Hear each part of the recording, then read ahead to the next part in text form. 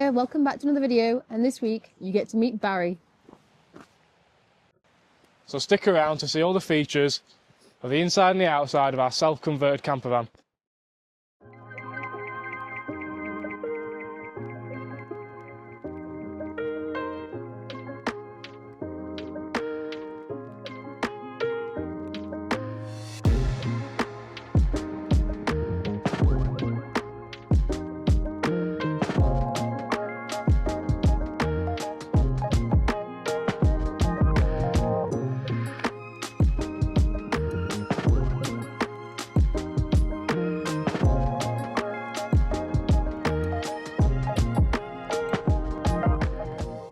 This is Barry, aka Baz, our 2019 Fiat Ducato L4 Maxi, 2.3, 130 horsepower. So starting from the front of the van, we've made a few little cosmetic changes. So we've colour-coded these bumpers, just makes it look a little bit smarter than what it did when it was original. We've also added these aux beam ditch lights. These have been brilliant. They're really great for lighting up the road, obviously when it's darker, especially when this time of year when it's really dark. So these have been a really good addition. Obviously we can't forget the Team GB jet ski stickers. We've got some wind deflectors on the windows. These just help reduce wind noise when the windows are open. Now we went for these motorhome style windows when we converted the van. They've got much better thermal properties than what a normal glass window would have. They're also tinted, as you can see, so they look really smart and really sleek on the van. They're double glazed. They're made of like a polymer material, so they're basically plastic. And they also come with blinds and fly screen, so we're really pleased with these windows. Coming along the outside of the van, we've just got our flue for our trim and water heater, and then down below is our exhaust for our diesel heater, and the waste taps for the grey and fresh water tanks. And then finally on this side is our electric hookup point. So up top on this side, we've also got our magnetic mount for our Max-Trax traction boards.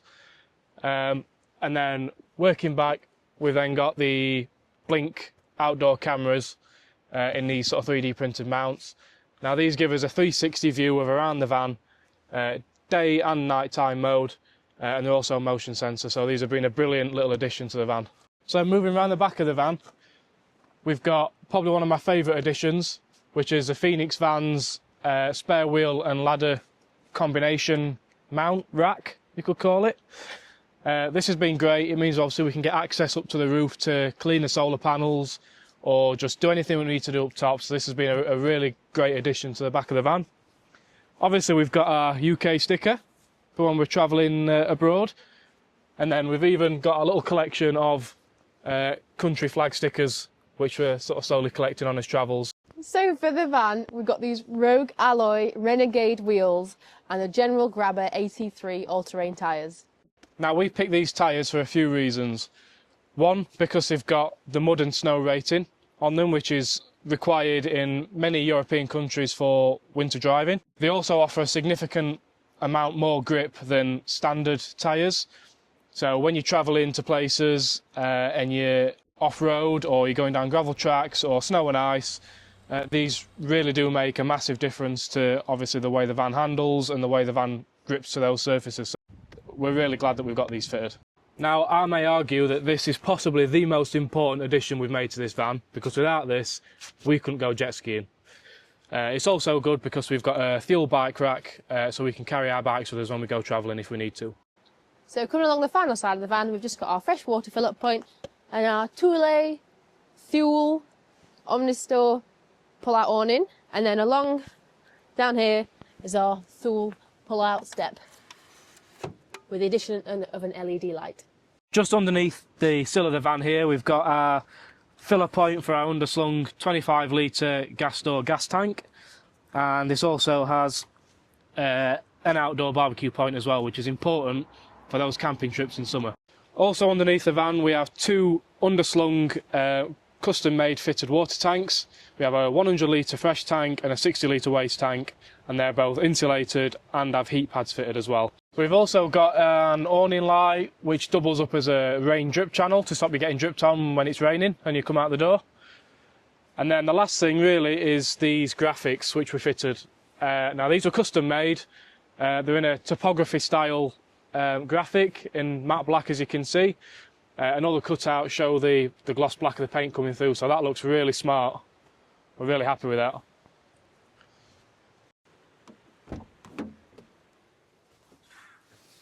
So inside the cab of the van, everything is pretty much as the van came from Fiat, except we've made a few little adjustments and added a few little features in.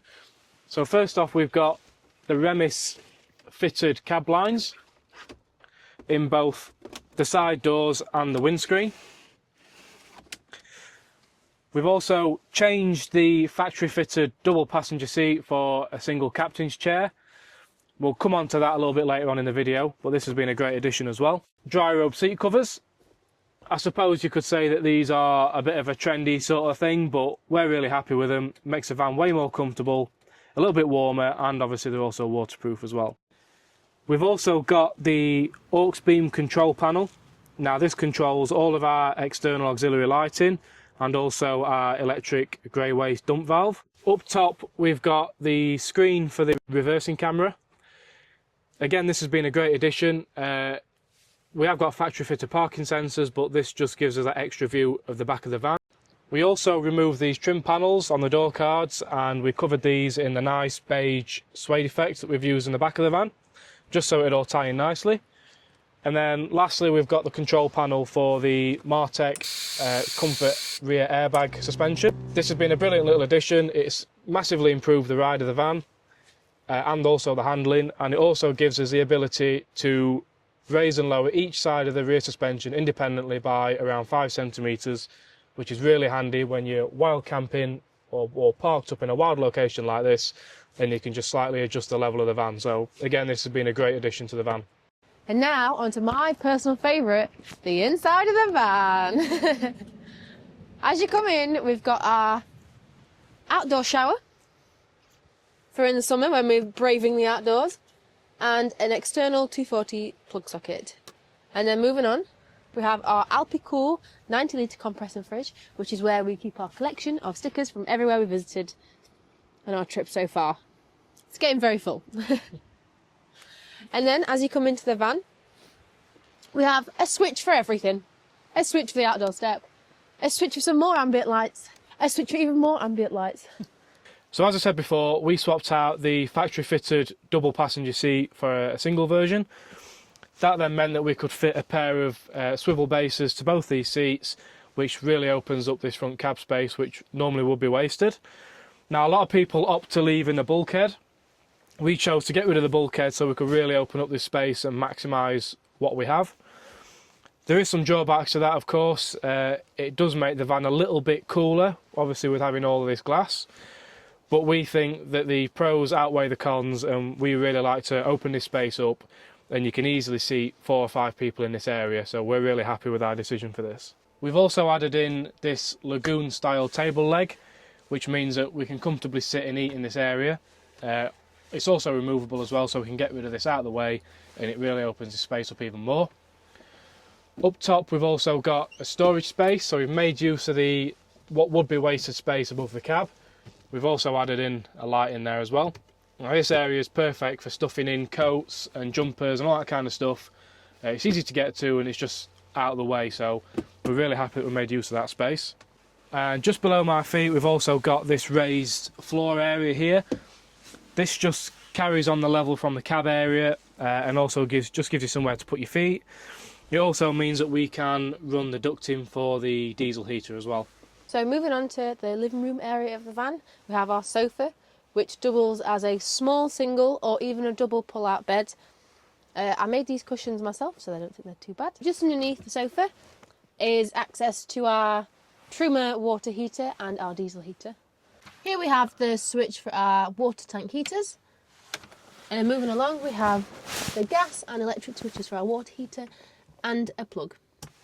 So just on this wall behind me, we've got the afterburner controller for our diesel heater. It means that we can run the heating on a thermostat setting, as well as many other features. So that's really been a great addition.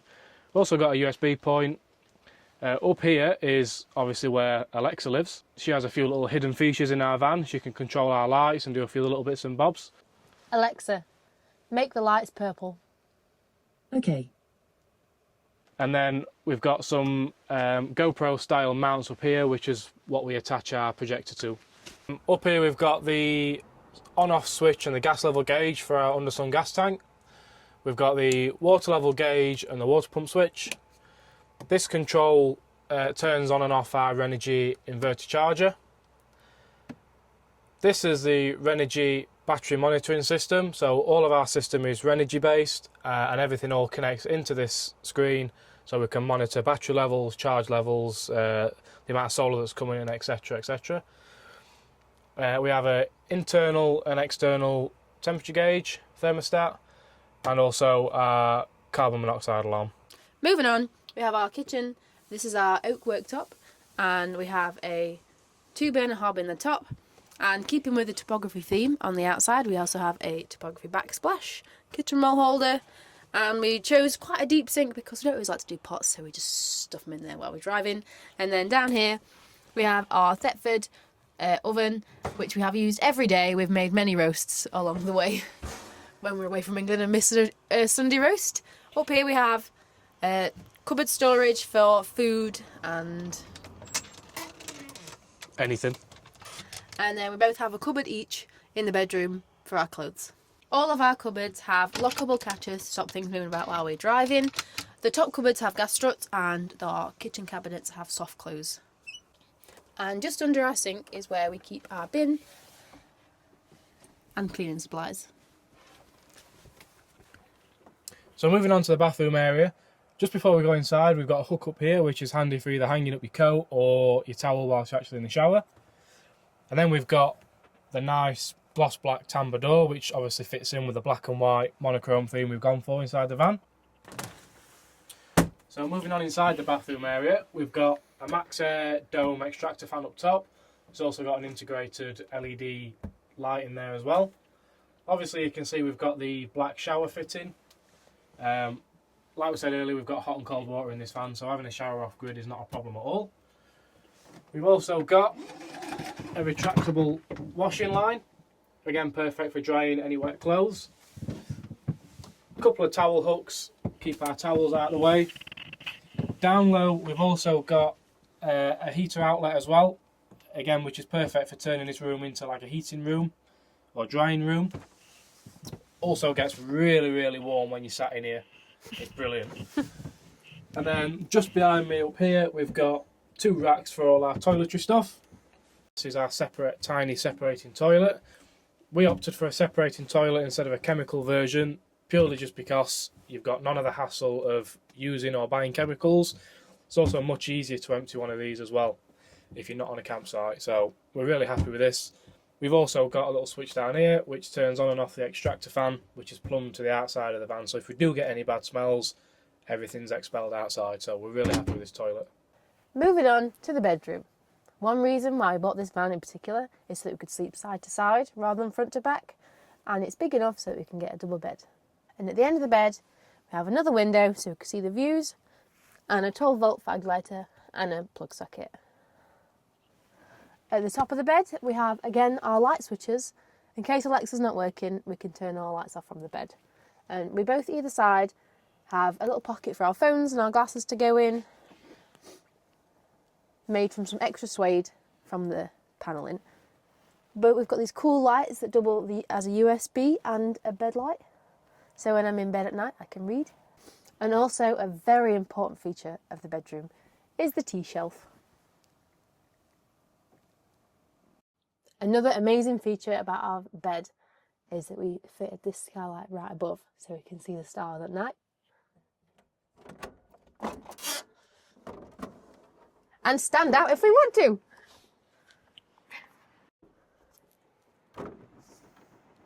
And stand out of the roof.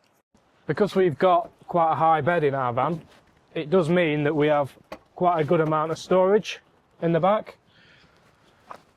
So all this space in here is perfect for us to get in all of our camping gear, all our chairs, everything that we need for any kind of trip. Now, last year when we went away to Europe, this area was absolutely full. We managed to get in paddle boards, climbing gear, walking gear, everything that we possibly needed for that trip fitted in this garage space. Now, we're actually travelling quite light on this trip. because of the time of year. So it's actually quite empty, but underneath there we also have a light. This is a brilliant space for us to store all of our bits and bobs. Just down this side we also have the light switch for the light, a 12-volt cigarette lighter outlet, and the mains socket as well. So when we need to inflate our paddle boards, when we're by a nice lake somewhere, we can flick the inverter on and we can use our electric pump for the paddle board, so that works out really good. We've also got these D-Link sort of mounting points, so we can hang various bits and bobs, whether it be you know, chairs like it is here, or backpacks on this side, or climbing gear, or whatever we need to hang up. It just makes the most of the storage that we've got. On this wall in the back of the van then, this is where all our electric system is all mounted.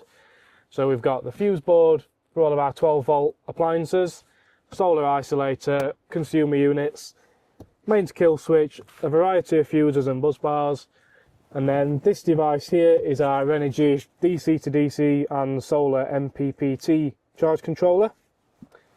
And then just behind my head here we have the Energy inverter charger, and then beneath that is a 200 amp hour lithium Energy core battery as well. We've also got the diesel heater ducted into this space as well. Anybody that knows anything about lithium batteries knows that they don't like to charge when they're cold, so that just keeps the temperature underneath this area nice and warm. Also helps with any cold coming up through the bottom of the bed, and yeah, it's just a great little thing to have in this space. So as we're saying, this Energy core screen allows us to monitor our battery levels, etc. So it shows us a percentage left on our battery, how many hours is remaining, discharge current, etc, etc. You can also go in and view each component individually to see what's happening with each of those. And there's also a handy setting which helps you to level your van out as well. In addition to our roof mounted Starlink, we also have a 4G SIM card based internet system fitted as well. So then guys, that's it. That's a full tour of our self-converted Fiat Ducato campervan Baz.